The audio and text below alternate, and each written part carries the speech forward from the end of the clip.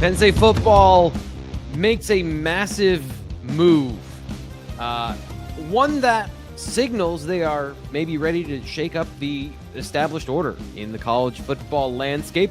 I'm Thomas Reinkar. Greg Pickel, reporter for Blue White Illustrated, is with us today to discuss Penn State hiring Ohio State defensive coordinator Jim Knowles away from the national champions.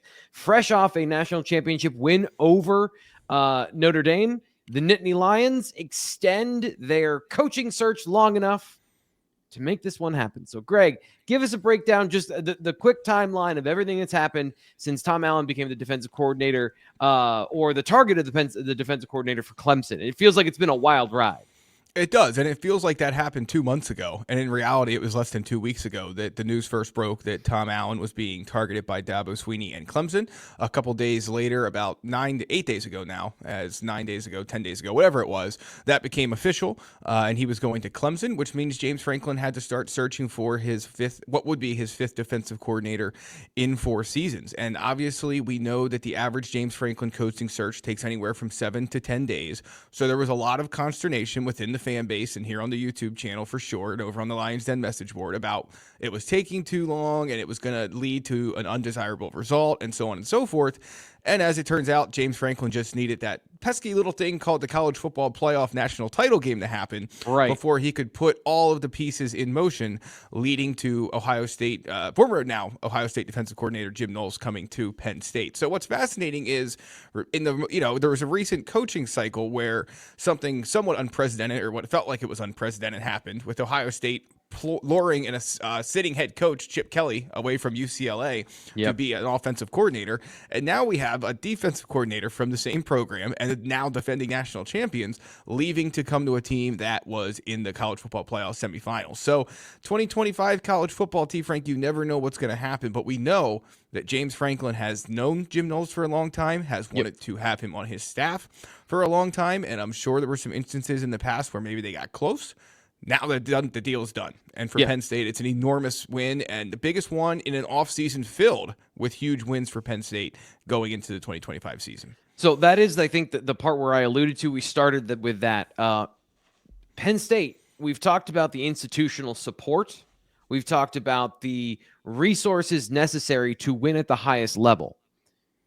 Is this an indication that Penn State officially has the firepower to go all in on football and push through that ceiling, that invisible cap that they've had with Ohio State, Michigan, the top 5, the top 4 in college football? Do you think this is a signal that Penn State is for real now? Yeah, I mean, look, Jim Knowles was making a lot of money at Ohio State. He recently signed a contract extension that had him among the top paid assistant coaches in the country. And I think we can all agree that he did not come to Penn State to take a pay cut. That would just be insane, right? So while the financial details are not out, and based on Penn State's history, both pre and post the Pat Kraft era, they probably will not be releasing his contract to be the defensive coordinator at Penn State. Andy Kotelnicki is not released at any point either. We may learn that in other ways. But I think we can safely assume that Penn State went above and beyond from a commitment standpoint and from a financial standpoint to make this happen. I don't think there's any two ways to assume otherwise. When you look at what they have done over the last couple hiring cycles, obviously going to get Andy Kotelnicki was a big move a couple years ago, and getting now obviously you get Jim Knowles in a huge move, and one that again signals that Penn State is ready to do what it takes to get to the next level. When you combine that with what they've certainly had to do to keep the number of high-profile guys at Penn State for 2025 who could have left for the NFL draft, it's just another indication that James Franklin talks a lot about alignment and getting more yeses than nos, and how all the little yeses lead up to big yeses. Well, this was a big yes, I'm sure, to be able to do what was necessary to get Jim Knowles to leave Ohio State to come to Penn State. So yeah, there's no question about it. It's a statement hire. And as we've talked previously, both here on the BWI YouTube channel and over at the Blue White Illustrated message boards, the pressure's on now. The pressure will be on for Penn State in 2025. They got almost every gift they could have hoped for this offseason in terms of roster retainment, in terms of coordinator retainment. Let's not forget, it was, a month and a half ago that Andy Kotelnicki and West Virginia appeared to possibly be a thing when their head coaching job was open. He stays. And so they've got almost every off-field win you could hope for. I mean, maybe not every. Abdul Carter didn't decide to some reason not be the top 5 pick and come back. Right. But all told, aside from Kobe King not coming back when he had the opportunity to, Penn State's got almost every victory it could have possibly hoped for off the field so far this offseason. And this is just the latest one, and arguably, and maybe not even arguably, the biggest one. Yeah, and by the way, here on the Blue White Illustrated YouTube channel, we're talking about Jim Knowles, the impact of him as a defensive coordinator. But if you wanted to follow along with the search, BlueWhiteIllustrated.com, that's the place where Nate Bauer is doing some of the best reporting we've had this year, this season, this cycle, in a very long time, of keeping our subscribers up to date on the blow-by-blow, which changes. It's fluid. It is absolutely not a set in stone, this is what's happening storyline of ABC. There's a whole lot of back and forth. There's a lot of drama, by the way. And if you sign up right now for $1, you can get access for a week. People who did that for this past week got more than their money's worth out of that thread, which went 100 pages long of people just being a part of the conversation, being a part of the search on our side. So Nate did an excellent job. You got, if you were a member of BlueWhiteIllustrated.com, you got his periodical updates, the articles that he wrote about what the status was for each level of the search. And so the thorough reporting at BlueWhiteIllustrated.com, I could not be more proud of the team and what we do over at the site. So check us out, subscribe to the site so you get all that information. But we're going to talk about the impact of it right here, right now. So you mentioned this, and this is the longer story, that if we talk about wins and losses off the field, 2022, Penn State tried to land Jim Knowles as a defensive coordinator out of Oklahoma State. He went to Ohio State. Now, Penn State was able to find a really good candidate in Manny Diaz. And those things are not to say that one was higher than the other. Both were part of the search. Both were part of consideration. But Penn State being able to go back to that battle and win it this time, I think, as you mentioned, these are some serious implications that Penn State, Pat Kraft, the alignment, all those things are a part of the narrative going forward. Now, before we get into the details of what I think is going to change with the Penn State defense and what it's going to look like, you made a great point that this is very much in line with what Penn State wants to be on defense. Yeah, I mean, you heard James Franklin talk a lot over the last year about how at various points of his tenure at Penn State was more of a 4-2-5 defense more than it was a 4-3 defense a lot of the times. Jim Knowles, of course, very familiar with that, has run that for a long time. I'll let you get deeper into the X's and O's. But to me, James Franklin sort of gave the textbook for his hiring process away last year en route to getting Tom Allen, when he said, among many other things, that they have to be, whoever the perfect candidate is, among other things, has to be somebody who's willing to blend what they do best with what Penn State has and does do best on defense. And they want a head coach of the defense. Jim Knowles has been that forever. Ryan Day, in his, I went back and looked, in his hiring introductory news conference with Jim Knowles, made very clear that he wanted a head coach of the defense and got one at that point in time. Whenever James Franklin introduces Jim Knowles at Penn State, I assume he will say, not verbatim the same thing, but probably close to it. Right. And so it fits all of the boxes that James Franklin has looked for in defensive coordinators that he's had to replace over the years. And so I think, like I said, I'll let you get into the X's and O's, but just from a philosophical perspective, a schematic perspective, it makes sense. There's a reason that Penn State has wanted him for so long, obviously, and it's not just because he leads tremendous defenses, it's because he can mix and match at different schools with what they do best and he does best. And, I think we should remember, too, if you go back to, I believe it was before the 2022 Penn State game, or maybe it was 23, I don't remember. But James Franklin had made note in the lead up to that matchup with Ohio State that Jim Knowles came and visited Penn State. He thought it was when Jim Knowles was at Duke in the mid-2010s. And so this stretches back further than just recently. They have been obviously not together, but known each other, acquaintances for certainly a long time. Certainly have spent plenty of time talking football, and so you can be assured that the boxes are checked in terms of what James Franklin looks for in these coordinator hires. And also, there's the PR win of a Pennsylvania guy, right? Like that's going to be part of the conversation. That's going to be part of the aura of the introduction and the coming home storyline that I think Franklin likes to present when it is there for it to be part of the story. So from that, and I was going to say, not to mention the fact that you were able to pull a coordinator from the defending national champion. When you combine those two things, a lot for Penn State to be able to celebrate internally, externally, and so on. That's such a big deal. Like, that is such a big win for Penn State that Knowles was willing, that they could make this happen, and that Ohio State wasn't like letting him walk out the door. Like, from what I understand, this wasn't like, oh, we're fine losing our defensive coordinator after a national championship run. The parts of this that I find interesting, and you mentioned blending what you do with what Penn State does. I do see more of a return to. I want to phrase this the correct way. From what I've seen of Jim Knowles, he does what he does. And his system is adaptable in a certain sense of personnel, but it is very much he's going to be doing what he does. Tom Allen, I think, augmented what he did more than some of the other defensive coordinators. Manny Diaz came in and did what Manny Diaz did.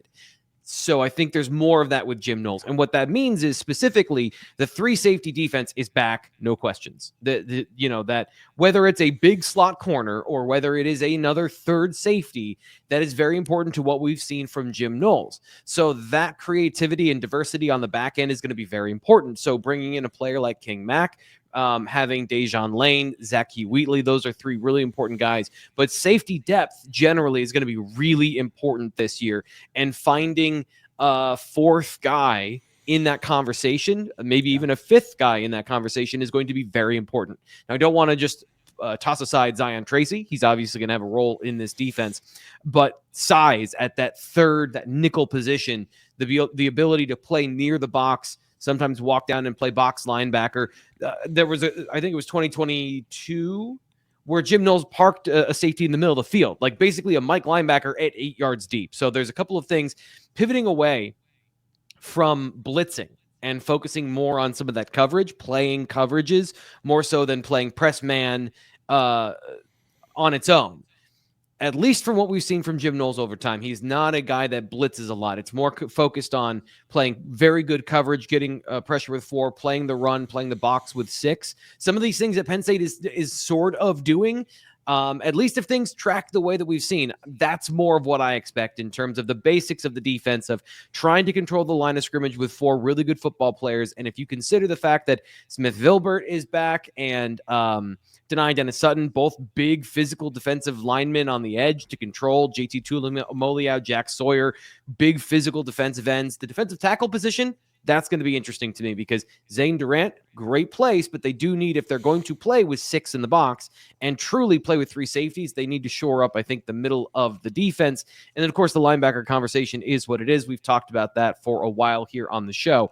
But I think those are the big tenets of, you're not going to see as much press man coverage. They still run that. And I think that's the thing that is really interesting to me, Greg, is at least for the last 2 years, the number of coverages and the ability to adapt the game plan week to week to suit and attack what the offense does worst, or force them into position to make them do what they do worst. That has been really impressive to watch from afar. And in the data, they run probably the most even spread of coverages I've seen. There is not, they aren't an X team or a Y team. They do a lot of different stuff that gives them that ability, I think, to adapt week to week. Yeah, no question about it. And so I think that it will be very interesting to hear what Jim Knowles has to say at some point whenever he's introduced as Penn State's new defensive coordinator about that, about why he wanted to come to Penn State. That'll be the first question asked. Why would you leave the defending national champion to come to Penn State? It'll be fascinating to hear that answer. And we have a lot to learn about what he plans to do with a Penn State defense that has been extremely successful no matter who's called it. And he has had defenses that have been extremely successful everywhere he's called them. So it's a good match for both sides, obviously. For Penn State, an enormous offseason win, and we'll see how things shake out from here. But without question, Penn State gets its guy, and its guy comes from the defending national champion. Something that, again, it's just amazing to even say those words, considering where college football is in 2025. But certainly an enormous win for Penn State. The last thing I want to get to here, just quickly, because we're running out of time. The fit they have together holistically, looking at the offense and defense specifically, is this the best pair of coordinators under James Franklin? Understanding that Andy Koldnicki was really good in year 1, that maybe Penn State fans were frustrated with some aspects of that offense, but it was creative and it did do certain things with limitations to get them to the doorstep of the national championship game. I guess, when you look at this, and there's always TBD, there's always projection here, but body of work and opportunity, excitement, future looking, is this the best pair that we've seen of coordinators on offense and defense under Franklin? Yeah, I'd say so. I think that in each past iteration of James Franklin's coordinator hires or coordinators at the time, whether he had them year over year or not, you could always maybe point to one side of the ball or the other that you had a good coordinator, no question, but maybe wasn't the top echelon of coordinator in college football. And it would be very hard to find. I'm sure there's. I don't have the numbers in front of me. It's not time to sit here and rank college football coordinators by a national perspective. But we'll do that at some point this offseason. There's plenty of time, but 200 plus days still, so we have plenty of time to do that. But there's no question that for the first time in the James Franklin era, if those rankings were made, you're going to have Penn State in that top echelon. There's no question about it. And so, yeah, I don't think there's any doubt that this is the best coordinator pairing he's had with Andy Kotelnicki, with Jim Knowles. And like I said earlier, pressure's on in 2025 between what you return on the field and what you now have in the coach's box. You have everything set up to go as far as you can, which, of course, for Penn State and its fans, in their mind, is a national title. And they are among, of course, the favorites to do that in 2025. So we'll see how this all shakes out. A fascinating offseason is still in front of us, but so far it's so very good for Penn State, who certainly is celebrating today after hiring Jim Knowles. Even just beating Ohio State on the field, winning this battle right now, but then having that translate to an actual win on the field is something that, the fan base demands that at some point. And so we'll see if that happens. I'm excited. I got a lot of homework to do. I've been studying Jim Knowles since 2022, but not in depth. So that's what I'm going to be doing over at BlueWhiteIllustrated.com. Greg Pickel's going to be writing about the impact of this. Nate Bauer's done a lot of work already to give you the timeline and the context. Of course, Sean Fitz is going to be on it, and then it's going to impact recruiting. This is a conversation where we haven't even discussed how this is going to impact recruiting, because it goes very far and wide when you get a coordinator who at least has the reputation that Jim Knowles does, as now the Penn State defensive coordinator for 2025. For Greg Pickel, I'm Thomas Frank Carr. Join us at BlueWhiteIllustrated.com. And as always, if you're here watching the video, please subscribe and like the video. That helps us here on this side. We'll be back when there's more massive Titanic breaking news, or if there's just other regular breaking news from Penn State football.